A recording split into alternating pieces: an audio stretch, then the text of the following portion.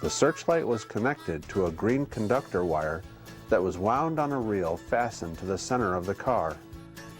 The light was held in place on the end of the car by a magnet. It could be removed and placed trackside for maintenance of way projects. The wire could be wound back on the reel by using the crank which was kept on the flat car. The 6822 Night Crew car has a searchlight connected to a generator structure originally used on the 6812 maintenance car. Although the car offers no action or animation, it is part of the searchlight car category. The 3530 generator car doesn't have quite the action or animation value as the other cars in Lionel's product line, but they are attractive and provide illumination. It is designed to carry power to a mobile work light connected to a telephone pole through wires. The wires are attached to the two plugs on the car roof. When the car doors are slid open, a circuit is completed and the work light is turned on. Inside the car, a humming vibrotor is turning a ventilator fan, simulating an electric generator. Variations include either a black or blue undercarriage tank and black or blue telephone pole base. The white stripe usually runs the length of the car, but on some cars the line stops at the steps. The rarest variation has the 3530 catalog number underlined.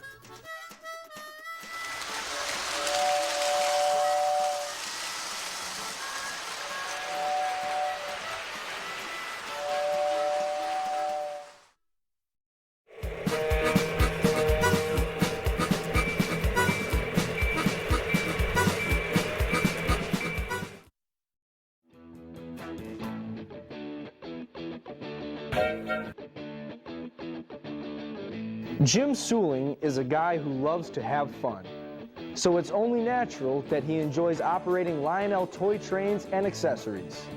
He's built a modest layout that's packed with plenty of action. This room is about 10 by 20 feet, and this is the third layout that I've had in this room. This layout, I think, is about 20 inches high, maybe 24. I originally selected this height because I had some little nephews that were 2 and 3 years old, and rather than hold them and carry them to see everything, I built it high enough where they could hold on to the sides or walk around and see everything pretty good. This is sort of a combination of an around-the-walls track pattern with 3 loops. The inside loop will cut into a table section which has 4 spurs on it for a passenger station and operating accessories and to park trains on and things. I can run 3 without paying a lot of attention to how the trains are running, and I can run 4 or 5 if I can get a couple locomotives that are running about the same speed. Everything is spread out far enough. I can do that for a while without too much trouble. The panoramic mural and neutral ground cover enhance the colorful trains and accessories. The mural that I had painted back when I originally came up with this layout, and I drew everything up, and I figured on each wall I was going to have a nice painting of some kind. I know an artist that does pretty good work, and so I had her come over and take a look, and before I even started building the table, I laid out on a line how high the table was going to be. I selected from a Trains magazine a view of a farm with a barn. She added the silo. The Indianapolis skyline of all the buildings, you can see Conseco Fieldhouse. The thing about this is that the mural's been there before the Lucas Oil Stadium was built. I want to have her back and put the Lucas Oil Stadium on the other corner. The layout with the desert, that's, I want to say like 1952 or 1954 Lionel catalog, and I asked her to add a sunrise, so she kind of put a sun with some clouds. For the layout top, I've used different things over years, and I've seen guys use the green, fake, like green looking felt, and it's almost too green and bright and too pretty. And I've had them painted before and added material on the top. I really didn't want to do that. And then there was an article in Classic Toy Trains magazine where a guy was using Berber carpet for roadbed for his tin plate track.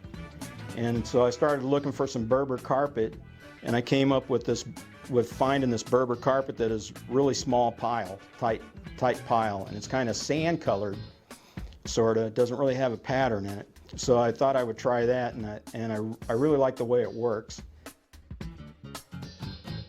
The actual roads that I've used for the parking lots and the running through everything are a rubber product that's designed to be a drawer liner.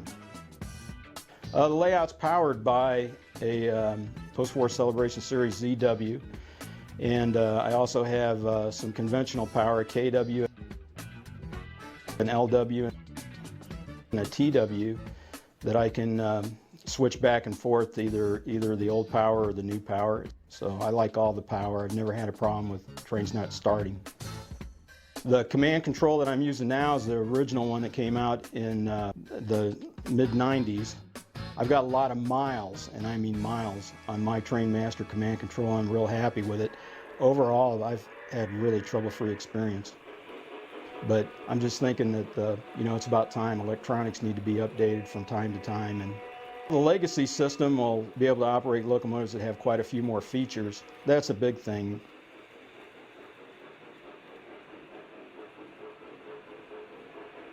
Jim has all of his accessories hooked up, and they all operate perfectly. The culvert loader and unloader are 1950s era accessories, and they were one of my favorite accessories when I was a kid. The man down the street that kind of really started the fire for me in trains back then had a set of those. The culvert loader and unloader originally had a vibrotor motor, as it was known in the accessory, and they were pretty noisy. I had heard about some guys converting them to electric can motors. So I found a couple different ways to mount the electric can motors. Basically, they work off a rubber band type belt now.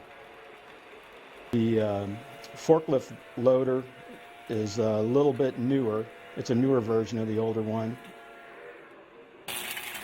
So is the log loader.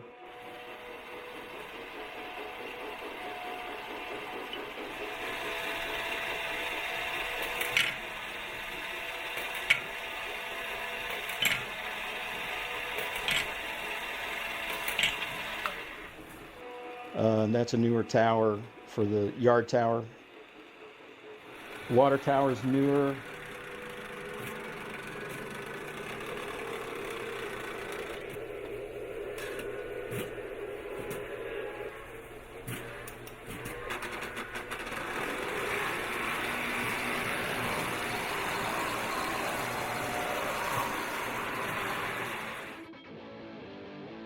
The fast track work crew out there working on the track is newer. So the old accessories really, I think, work well with the newer accessories. I've had to modify some track just a little bit to keep fast track. Jim has many other operating accessories on his layout, including the 455 oil derrick, a 494 type rotary beacon tower, and the maiden rescue shack.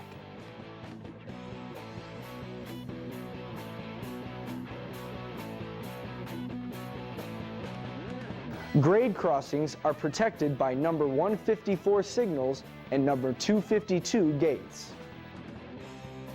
Jim took a number 419 heliport and modified it so a realistic looking model of a helicopter spins its rotary blades as if it's about to take off.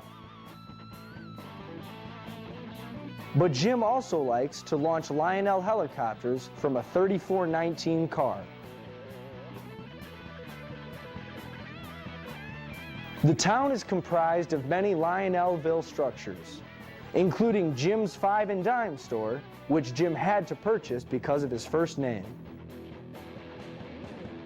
He enjoys running a lot of modern-era Lionel, including a reproduction of the 2240 Wabash F3 freight set.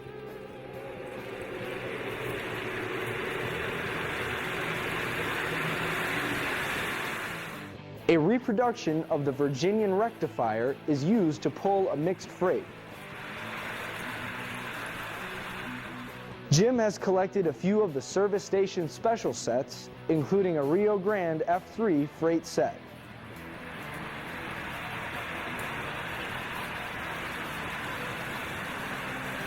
The Virginia and Truckee service station special is a nice version of the General.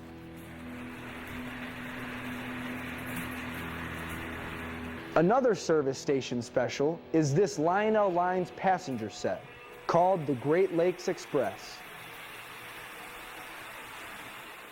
The passenger cars are reproductions of Lionel's 2400 series passenger cars. The original green versions were named Maplewood, Chatham, and Hillside. In a nod to their Michigan location, Lionel named the new cars Mount Clemens, Detroit, Lansing, and Chesterfield. In addition to running newer trains, Jim occasionally runs his first train set, a Scout set headed by a 1061 locomotive. Instead of paying a premium price for original post-war in excellent or better condition, Jim prefers to purchase post-war items in need of restoration, like this 665 Small Hudson.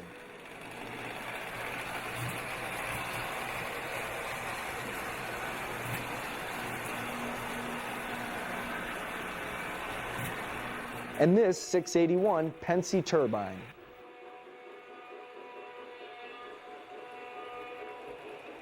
I like working on trains, and so I got some older trains and reconditioned them a little bit and started messing around, and pretty soon, you know, you get one thing and then you got to have something else, and it just starts growing and you get the fever, and then you almost can't stop, you know. And I think I've slowed down a little bit. Oh, the biggest kick for me, if my layout is low, and so I can sit on the floor, I can hang my cheek right up to the edge of the table and run engines by fast enough to part the hair in my eyebrows a little bit, get the smoke and the ozone going from the older engines going, and feel the vibration and everything in your cheek, and if that just takes your mind off of anything that happened that day, guaranteed. It's cheaper than therapy. You probably heard that a million times. Sometimes the therapy sessions include cranking up some rock and roll. Well, I've got an old sound system that was a theater sound system for television, and I brought it up here, and it's got 5 or 6 speakers underneath the table in different places. And the trains are pretty noisy, so you got to have that 1,000 watts. And sometimes Jim and his girlfriend Judy dance to the music while the trains rock around them.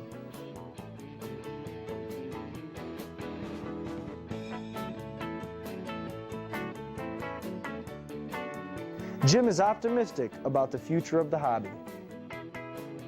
I think the future of the train collecting hobby is still pretty good. I think it's going to change somewhat as some of the baby boomers start to go onto the big train station in the sky, and hopefully a lot of those trains will be going into hands of younger individuals that will be enthusiastic. Jim buys what he likes, and the collectability of an item is not a concern. I don't believe anybody really owns their trains. They have them for a short time, and I'm sure years and years from now, my trains will probably be in somebody else's collection and they'll enjoy them.